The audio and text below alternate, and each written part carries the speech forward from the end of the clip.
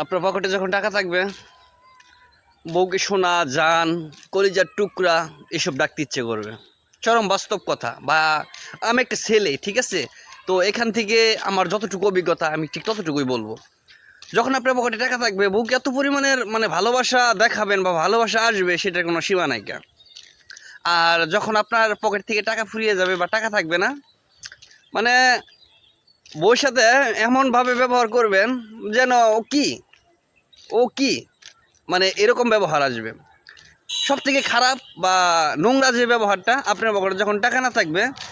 আবার এটা প্রত্যেকটা ছেলের ক্ষেত্রে না, কিছু কিছু ছেলের ক্ষেত্রে, অধিকাংশ বেশি ছেলের ক্ষেত্রেই এরকম হবে যে আপনার পকেটে যখন টাকা না থাকবে তখন বউর প্রতি খিটখিটা মেজাজ বা দুর্ব্যবহার এটা আপনার আসবে। চরম বাস্তব কথা এটা। তোমরা ব্যবসা করো, তোমরা নিজে একটা কিছু করো, আল্লাহ নবী বলছে। আর রাদি আল্লাহ তাআলা আলী বলছে দারিদ্রতা কাফিরের দিকে ধাবিত করে। সত্য কথা যেটা, রাদি আল্লাহ তাআলা আলী এই কথা বলছে, যদি দারিদ্রতা কারো নাম আলী এই কথা বলছে, যদি দারিদ্রতা কারো নাম হতো তাহলে তাকে আমি হত্যা করতাম। কেন? এই যে দারিদ্রতাটা এটা কাফিরের দিকে ধাবিত করে, এই জন্য সে এই কথা বলছে। তাই সবাইকে বলতেছি, কেউ চাকরি করার চিন্তা করবেন না। নিজে যে কোনো কিছু, ছোট হোক সমস্যা নাই, ছোট হোক তবু ব্যবসা করেন। আখেরাত পরে করেন, আগে দুনিয়া করেন। কেন বলতেছি? আপনাদেরকে আগে দুনিয়া পাঠানো হয়েছে। দুনিয়ায় কীভাবে চলবেন, দুনিয়ায় কীভাবে থাকবেন, দুনিয়ায় কী পজিশনে থাকবেন, এটা আগে চিন্তা করতে হবে। হ্যাঁ, আখেরাতে চিন্তা করতে হবে, কারণ আখেরাত পর, ঠিক আছে?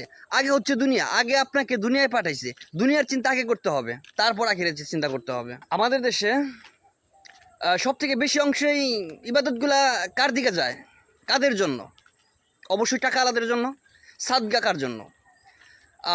হজ কাদের জন্য? দান খয়রাত এগুলা কাদের জন্য? সব টাকাওয়ালাদের জন্য, সব বড় লোকদের জন্য। জাকাত কার জন্য? কুরবানি কার জন্য? অবশ্যই পয়সাওয়ালাদের জন্য। খ্রিস্টান ধর্মের যে ধর্ম অবলম্বনগুলা লোক, সেগুলা কি এই যে আমাদের মতো যে মসজিদে যে প্রত্যেক শুক্রবারে যে টাকা উঠে যে মসজিদ পরিচালনা করে বা হুজুরের বেতন দেয়, মোল্লার বেতন দেয়, এগুলা কিন্তু খ্রিস্টান ধর্ম বা অন্যান্য ধর্ম এগুলো করা হয় না। একটা রিক্সাওয়ালা মাসে কয় টাকা ইনকাম করে? একটা রিক্সাওয়ালাও মাসে 30 থেকে 40 হাজার টাকা ইনকাম করে। আর সেখানে মাসে একটা মোল্লার বেতন কেন 5,000 টাকা দিতে হবে?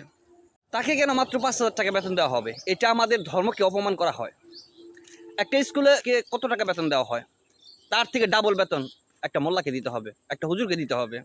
আপনি দেখেন বাংলাদেশে 5বার দুর্নীতি চ্যাম্পিয়ন হয়েছে। তার মধ্যে কতজন মাদ্রাসার ছাত্র ছিল, কতজন হুজুর ছিল?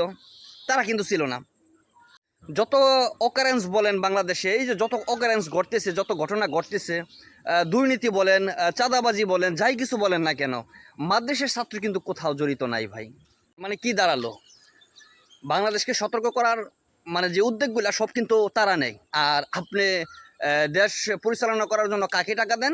যাকে 5 টাকা দিলে ওইখান থেকে 3 টাকায় খেয়ে ফেলে, তাই না? তো জানি না কথাগুলো আপনাদের কতটুকু যুক্তি আছে, আমার এটা আপনি বিবেচনা করে তারপর কমেন্টে জানাবেন। ওকে, থ্যাংক ইউ সবাইকে।